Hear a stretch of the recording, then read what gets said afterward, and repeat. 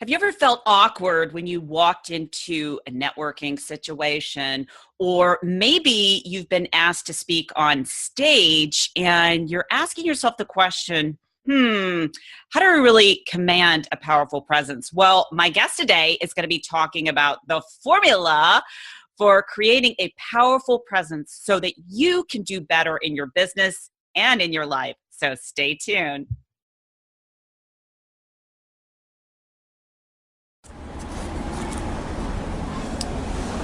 Frankie Lee, dimmi, qual è senso della vita?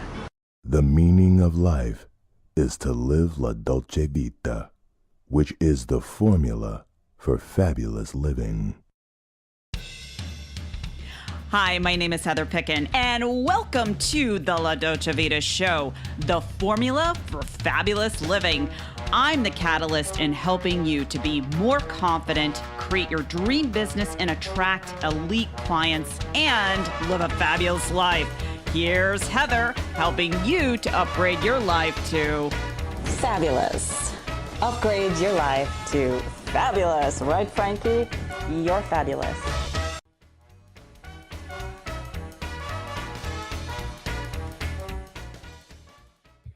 Hello, everyone, and welcome to another episode of La Dolce Vita, the formula for fabulous living. And I interview people all around the world that have the formula for success. And my next guest, Renee Metty, is going to be talking about the formula for having a powerful presence and how that can help you in your business and life. So, Renee, thank you so much for being my guest today. Yeah, thanks for having me. Now, before we get started, if you could share a little bit about what you do and how you help people. Yeah, so I have an organization called With Pause, and I'm a mindfulness facilitator and a body language trainer. And so what I do is help bring moments of pause into people's lives so they can begin to notice and become aware of what their presence is saying about themselves and how they are kind of decoding other people's presence and the perceptions that are coming across without even saying a word. I love this because this is so powerful. I really believe a lot of times, let's just say if you're in a business situation, people are really not aware of, the environment, the people around them, and they're not showing up powerfully. And because of that, they're not being profitable or as profitable in their business. So sometimes I like to lead with mistakes. So if, let's just say I am going to a networking meeting and I want to meet, some clients, what are some of the mistakes that you find that entrepreneurs are making? Yeah. A very simple one that is sometimes surprising is eye contact. Just being open, keeping your body language open, keeping your hands open. Hands indicate that people can trust you, and that dates back to like caveman days where your brain is really wired for survival. So the first thing people look at are your hands. And then your eyes. Interesting. It's funny because I talk a lot about, or I talk with my hands a lot. You would think I'm Italian, but I'm You don't want to be Italian. Yeah, exactly. So hands, so you're saying the mistakes people are making, not making eye contact, they're not using their hands in your pockets. Yeah. So you want to keep kind of an open, even like hair, keeping it back. If your neck is exposed, that's a little more vulnerable. So there's the first impression is made the second someone sees you. And it's really hard for the brain to override that first impression. And so when you walk into a room, most of us are either on our phone doing some last minute text or email checking, right? And so we walk into a room looking down. So before you walk into a room, you stop, you pause, you collect yourself, and you walk in with confidence. You stand up a little bit taller, you make sure your hands are exposed, and you're ready to greet people openly. And that will send out an energy that will draw people to you. I love that. These tips are so simple, but yet I find that a lot of people are not doing it. They're not aware of their body language and that energy that could be, unconscious or conscious, with people making that connection automatically. Hey, I don't want to talk to that person, or I don't want to do business with that person because they seem closed off And, I would add this to also, how having a strong presence is how you dress. Yes. Especially in Seattle. When I moved to Seattle, I was almost horrified because people were so casual. Yes. And I'm from the East Coast where, Me too. fashion, Yes. fashion is my passion. Me too. So I was really like, oh my God, I cannot believe, you're in a business setting and you're wearing jeans, you're dressing down. Yes. And so I'm like, I'm not going to change who I am. So, would you also say that lends to having a strong presence? Absolutely. How you're dressing? And I want to note too, it has a lot to do with it. As much as people, don't want to be superficial, but all of this stuff happens unconsciously in our brain. People, if they're judging you based on how you're dressed, they're not necessarily aware that they're doing it. Our brain is just wired that way. And so when I first moved here from the East Coast, it was the same way. And I have to say, I did fall into the trap of getting more casual. Yeah. And more recently, I also have a mindfulness-based preschool, and I run their open houses. And so I have actually been playing around with the impact of how I dress, especially in a preschool setting. Sometimes you feel like you can kind of get away with being a little more casual because you're working with children, right?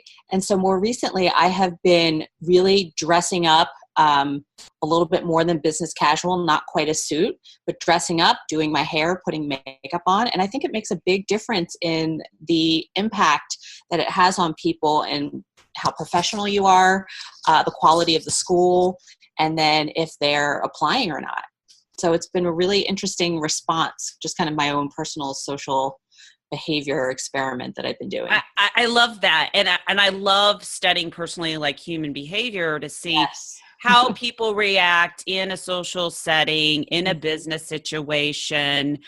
So let's keep going with this conversation as applies to business. So let's say you're not as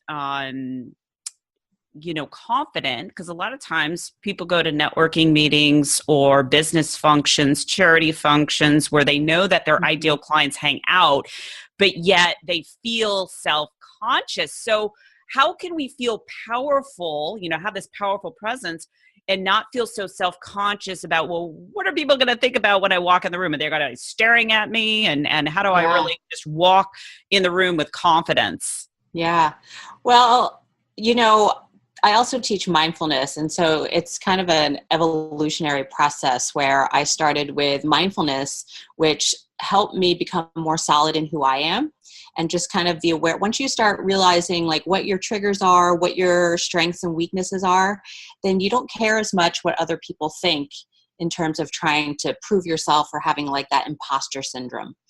And so, between that and body language playing together, your confidence is increasing and can increase rather quickly once you become aware of, like, I realized I was a big people pleaser and I wouldn't say what I thought. I would morph to whoever I was talking to, right? And partly for connection, but also just I didn't want to step on anyone's toes and I really wanted people to like me. And now after having a long mindfulness practice, I'm okay with some of my weaknesses. I'm not so great at this, or I'm better at this. And then that's helped show like that mind-body connection is so important, because once you can figure out your mind, it starts coming out through your body. Mm-hmm. And that can go, if you're really insecure, and even though you kind of pretend like I'm going to walk in and pretend I can do this, there are little expressions that your face will make, that your body will do, that you're not aware of. And so it sends off the signal to people, right? Like there's blocking behaviors where if you walk in like holding a book or holding your coffee in front of you, that's not that open. I'm open for you to come and talk to me. I'm a little bit reserved and cautious. So it creates this little wall. Yeah. So really be aware. I would even say too, like if you're calling up people on the phone, position yourself, in a way where, you're going to be able to speak clearly and feel confident, because people can pick up on your energy on the Or phone. phone. And if you're Yeah. not feeling confident, there goes your deal. Yes, your vocal tone is a huge part of that. The way you project your voice, speaking too loudly or too softly, for sure. Absolutely. Now let's also talk about, the power of your presence on stage. Nowadays, everyone is wanting to get into speaking. However, a lot of people are really not polished speakers because they don't know how to project, their presence. And I would say, their authentic presence of who Mhm. they are. So if someone's out there on the stage and they're giving a presentation, because if you're able to move people, well, let's back it up. If you're able to speak, you just go to the top 20% of the world, and if you're able to influence and inspire people, you go to the top 20% of the 20% of the world. Sure. So speaking is really critical to have a powerful presence, whether it be on video, doing something like this, getting on stage. So what are some of the tips and tricks that you can recommend for people that really want to present and get to the top of their game? Yeah. The number one tip for me that was transformational for me too is really understanding that as a speaker, because I'm fairly new to speaking just in the past couple of years, that you have to love what you do and you have to believe your message. I think that's first and foremost, Yes. because if you want to speak authentically, you have to love and be passionate about your content, right? And that will come naturally. Once you start talking about what you're passionate about, you can hear that again in the vocal tone and in your energy. And so when I started speaking, I was so worried about what I looked like and, am I coming across okay? And then when I realized it's not really about me, it's about the message that I want to bring to people. And at the time I started with mindfulness and awareness and focus and concentration and how that impacts relationships and how that can change your entire experience. And I just started speaking from my heart. And so that's number one, just following your passion and being completely aligned with your vision, and that natural authenticity will come out. The other thing is some of the tips are there's certain ranges of the hand motion. Like you say, you talk with your hands a lot, but if you're doing like this crazy hand gestures, that becomes distracting, right? But if your hands are in your pocket, then you're not being trusted. And so again, being on stage, it's eye contact. It's vocal tone. It's the way you stand. So keeping your feet apart instead of crossed. And so it's any of those blocking behaviors and making sure that you just are open, that your neck is exposed. People respond better to people too if their head is tilted a little bit. And then I'm seeing you and you're doing the head nod. Yeah. And so there's something called the triple head nod. And that's yes, I'm engaged, keep going. And so there's so many little tips and tricks that, you can't just implement all at once. But if you just start paying attention to what your own, videotape yourself while you're speaking so you can see what kind of message is coming across. Yeah, I think those are some great tips. And I know when I started on my journey about 15 plus years ago, the way that I present is radically different. And I think it takes time to really cultivate your own style. You don't have to be anyone else but you. I remember seeing someone speak on stage that was trying to act like a Tony Robbins when they, in fact, weren't a Tony Robbins. Like their energy was just not matching up. And so what you're saying is so true, because consciously and unconsciously, it was like a disconnect in my mind. Like I know this person, I've heard this person speak before, and it's really a mismatch in their energy. Yes. It's not congruent. So what you're seeing and what you're hearing aren't connecting up, right? And so that is hugely important to just be yourself, which was, I can see some speakers who go up and it's like this little package, right? That they're in speaker mode, right? Versus just being who you are. And I think that delivers a much more powerful presence if you can just be who you are and still be polished, right? Still look the part, play the part, love what you do, know your content, but be you. I could not agree with you more.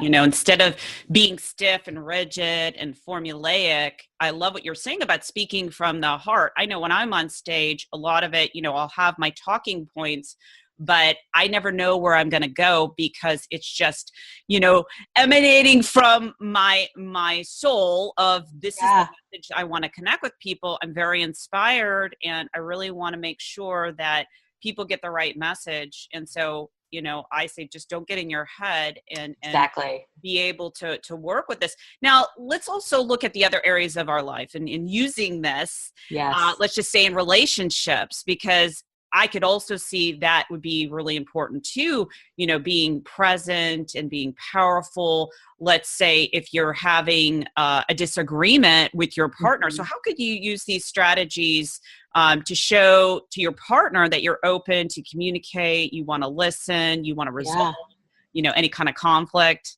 Same type of behavior. So I noticed that if my husband and I are in a conflict of argument or disagreeing on a particular topic, I cross my arms, right? And I get kind of stiff. And so as I become more aware of that, which is where my mindfulness practice really comes in, it helps me grow that capacity to not have my lizard brain go. I mean, my lizard brain goes off, but then to be able to calm it down, notice my body language, uncross my arms, again, doing the head tilt or pulling the hair aside and saying, I'm open, I am ready to listen to you, right? But your mind also has to be prepared to be open and listening to the other side.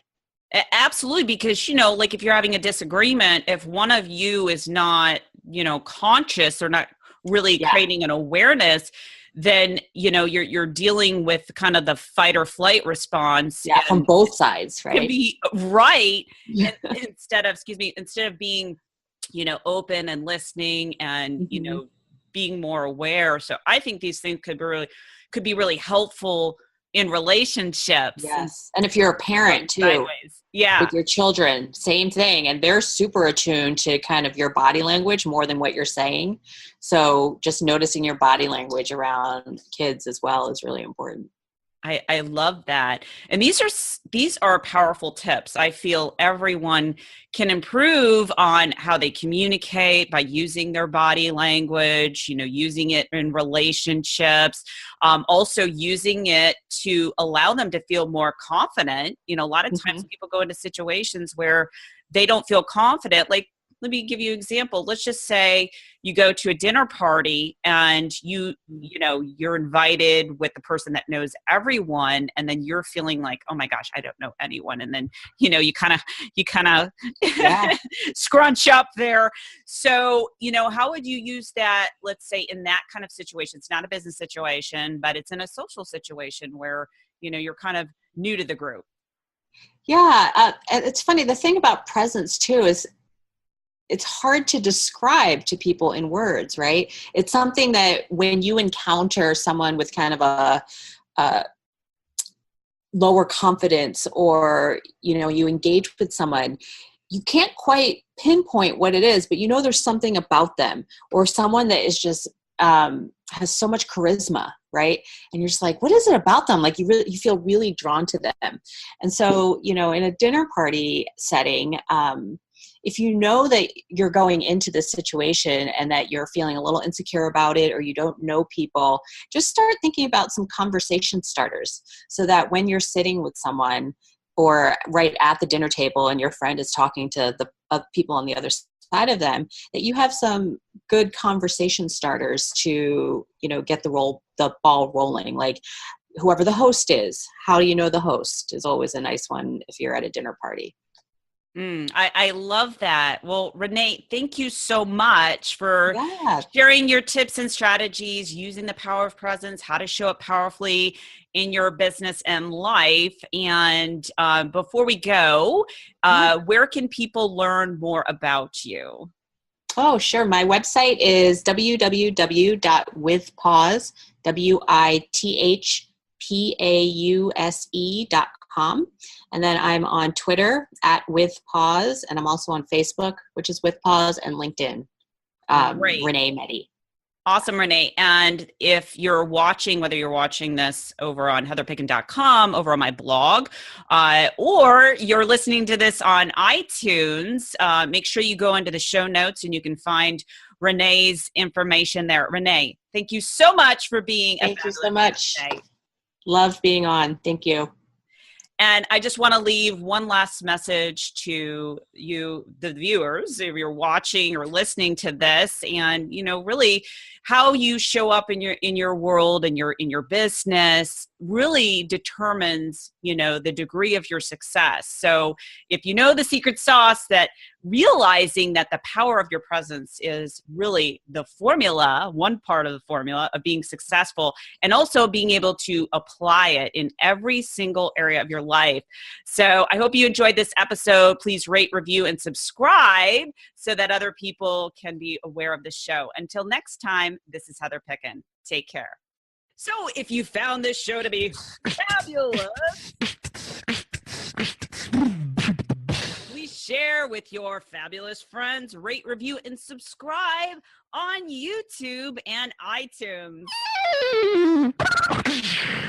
And I'll make sure I take a beatbox lesson, right? Or give my little chihuahua a bone.